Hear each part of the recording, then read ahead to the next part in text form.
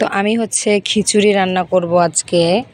তো কদিন থেকে খিচুড়ি খেতে ভীষণ মন চাচ্ছিল, তার জন্য হচ্ছে আজকে আমি খিচুড়ি রান্না করব। তো সেটাই শেয়ার করব আপনাদের সাথে।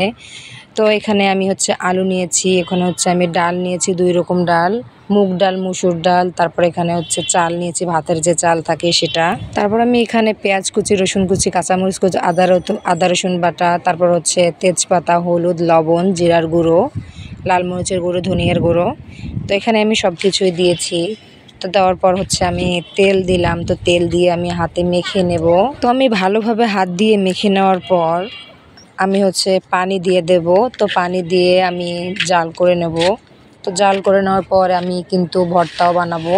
তো তার জন্য আমি এখানে মরিচ আর কি, পেঁয়াজ, রসুন কুচি দিয়ে আমি সেদ্ধ বসিয়েছি। তারপর আমার সেদ্ধ হয়ে গেলে আমি এখানে হচ্ছে আমি শুটকি দিয়ে দেব, যে চাপা শুটকিটি সেটা দিয়ে দেব। তো সেগুলো দেওয়ার পর হচ্ছে আমি হালকা একটু তেল দিয়ে আমি সুন্দর করে ভেজে নিয়েছি। তো দেখতে পাচ্ছেন আমার ভাজানো একদম হয়ে গেছে। তো আমি এখন খিচুড়িতে যাব। তো খিচুড়িও আমার একদমই প্রায় হয়ে গেছে। তো আমি আরও কিছুক্ষণের জন্য আমি হচ্ছে জাল করে নেব। তো আমার কিছুক্ষণের জন্য জাল করে নেওয়া হয়ে গেছে। দেখতে পাচ্ছেন আমার খিচুড়ির ফাইনাল লুক কতটা সুন্দর লাগছে। আসলে এই লেটকা খিচুড়ি আমার ভীষণ পছন্দ। তার সাথে যদি থাকে শুটকির ভর্তা, তো আর কিছুই লাগে না।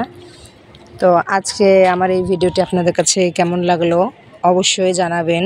তো আপনারা এরকম খিচুড়ি ট্রাই করতে পারেন। তো আমার ভিডিওটি যদি আপনাদের কাছে ভালো লাগে তো অবশ্যই লাইক, কমেন্ট, শেয়ার করবেন। আজকের মতো আল্লাহ হাফেজ, সবাই সুস্থ থাকবেন।